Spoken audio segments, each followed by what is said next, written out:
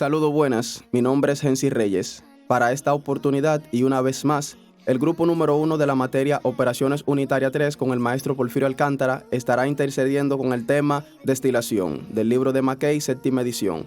Su servidor le estará hablando de manera detallada pero precisa todo lo relacionado a dicho tema. Espero les guste. Inmediatamente entrando en materia y de manera introductoria debemos saber qué es la destilación para entender todo lo relacionado a dicho tema.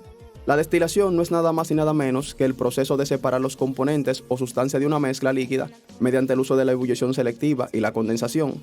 La destilación puede resultar en una separación esencialmente completa o puede ser una separación parcial que aumenta la concentración de los componentes seleccionados en dicha mezcla. Atendiendo a dicha definición, también debemos saber que la destilación puede llevarse a cabo según dos métodos principales. El primer método se basa en la producción de vapor mediante la ebullición de la mezcla líquida que se desea separar y la condensación de los vapores sin permitir que el líquido retorne a la columna del equipo de destilación. Por lo tanto, no hay reflujo en este. El segundo método se basa en el retorno de una parte del condensado a la columna en condiciones tales que el líquido retorna o el líquido que retorna se pone en contacto íntimo con los vapores que ascienden hacia el condensador, de manera tal que es posible realizar cualquiera de los dos métodos como un proceso continuo o discontinuo, es decir, por etapas. La primera sección de este capítulo se ocupa de los procesos de destilación continua en estado estacionario, incluyendo la vaporización parcial en una sola etapa sin reflujo, es decir, la destilación flash o rápida, y la destilación continua con reflujo, es decir, la rectificación. Para sistemas que contienen solo dos componentes, claro está. Para lo que es la parte de la destilación en multicomponente, estas se estarán estudiando en el capítulo 22. Pasando de manera inmediata a lo que es la destilación flash o instantánea, empezaremos definiendo la misma. La destilación flash o instantánea consiste en la vaporización de una fracción definida del líquido, en una manera tal que el vapor que se forma está en equilibrio con el líquido residual, separando el vapor del líquido y condensando el vapor. La figura que mostramos a continuación muestra los elementos que conforman una planta de destilación instantánea o flash. La alimentación hace recircular por medio de la bomba A través del calentador B y se reduce la presión en la válvula C. Una mezcla infinita de vapor y líquido entra en el separador D, en el que permanece el tiempo suficiente para permitir que se separen las corrientes de vapor y líquido. Debido al gran contacto existente entre el líquido y el vapor antes de la separación, las corrientes que se separan están en equilibrio. El vapor sale a través de la línea E y el líquido a través de la línea G. La destilación instantánea se usa de manera extensa en la refinación del petróleo, en la cual sus fracciones se calientan en destiladores de tubo y el fluido calentado se evapora instantáneamente o de manera flash, de ahí deriva su nombre, en corriente de vapor y corrientes de líquidos residuales, cada una de las cuales contiene muchos componentes. El líquido proveniente de un absorbedor se somete a la destilación instantánea para recuperar una parte del soluto y el líquido de un reactor a alta presión se puede destilar instantáneamente a baja presión, generando algo de vapor. Considerando en un caso hipotético, vamos a poner como ejemplo un mol de una mezcla de dos componentes que entra como alimentación del equipo que se presenta en la figura anterior, sea la concentración de la alimentación X sub F, expresada como fracción mol del componente más volátil, sea F la fracción mol de la alimentación que se vaporiza y retira continuamente con el vapor. Por lo tanto, 1 menos F es la fracción de mol de la alimentación que sale de forma continua como líquido, sea Y sub D y X sub B las concentraciones de vapor y el líquido, respectivamente, a partir de un balance de materia para el componente más volátil, pasado a un mol de alimentación que fue el que pusimos de ejemplo al principio. Toda la cantidad de este componente que entra en la alimentación tiene que salir en las dos corrientes que salen del destilador. La ecuación que mostramos a continuación, si la podemos observar, tiene dos incógnitas, las cuales son X sub B y X sub D. Para usar dicha ecuación debe contarse con una segunda relación entre las incógnitas. Tal relación está dada por la curva de equilibrio o por una ecuación basada en la volatilidad relativa, la cual se representa con la letra griega gamma. Para los componentes A y B en una mezcla, gamma se define como la ecuación que mostramos a continuación. Para mezclas ideales, la volatilidad relativa es igual a la relación entre las presiones de vapor, ya que se cumple la ley de Raoult, y gamma es casi constante en el rango de temperatura presente en la destilación típica. Ejecutando de manera práctica lo que ya hemos venido diciendo, vamos a plantear un siguiente ejemplo, que nos dice de la siguiente manera. Una mezcla con 50% en mol de benceno y 50% de tolueno se somete a una destilación instantánea a una presión en el separador de un atm.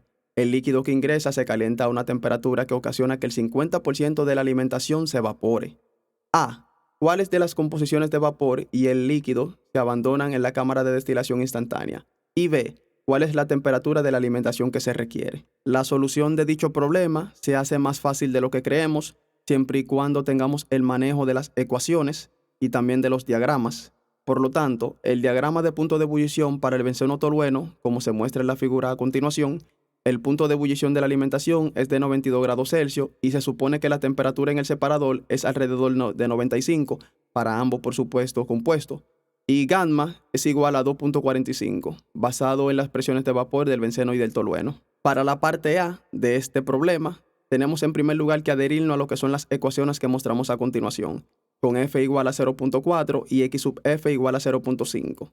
Igualando a la misma, tenemos que 0.5 es igual a 0.4, que multiplica a 2.45x sobre 1 más 1.45x, y esto sumado a 0.6x. Por lo tanto, el objetivo es despejar a la variable x, y al final, operando de manera matemática, obtendremos que x será igual a 0.412. Por lo tanto, y será igual a 2.45 que multiplica a 0.412 sobre 1 más 1.45 que multiplica a 0.412, y eso nos da un resultado de 0.632. Entonces, observando esta gráfica, debemos saber que para x, que es igual a 0.412, la temperatura es igual a 95 grados Celsius. Para la parte B de este problema, tenemos que la entalpía de evaporación y los calores específicos de los líquidos son para el benceno 7360 calorías gramo mol, y el calor específico va a ser igual a 33 calorías mol por Celsius.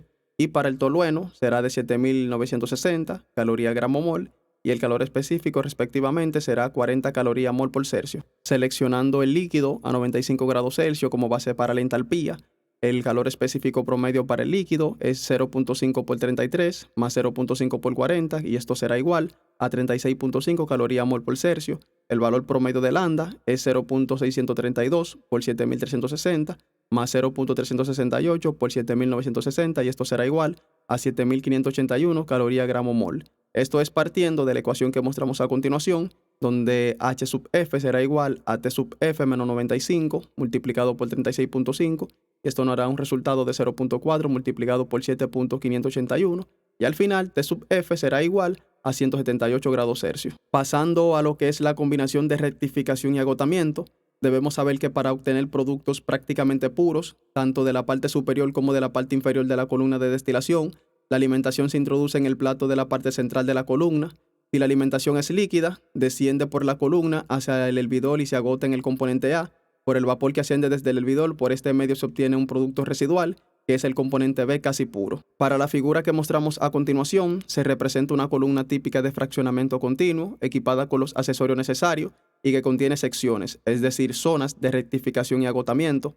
La columna A se alimenta cerca de su parte central con el flujo de alimentación constante de concentración definida. Supongamos que la alimentación es un líquido a su temperatura de ebullición. La acción de la columna no depende de la suposición, y más adelante se considerarán otras condiciones de la alimentación. El plato en la que se introduce la alimentación recibe el nombre de plato de alimentación, obviamente. Todos los platos que se encuentran por encima del plato de alimentación constituyen la sección, es decir, toda la zona de rectificación, mientras que todos los platos por debajo de la alimentación, incluyendo también el plato de alimentación, constituyen la zona de agotamiento. La alimentación desciende por la sección de agotamiento hacia el fondo de la columna, donde se mantiene un nivel definido del líquido. El líquido fluye por gravedad hasta el hervidor B, que es un vaporizador calentado con vapor de agua que genera vapor y lo devuelve hacia el fondo de la columna.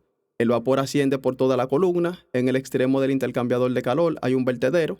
El producto residual se retira desde la masa del líquido. En el lado de la corriente desciende el vertedero y circula a través del enfriador G. Hasta aquí mi participación. Muchísimas gracias.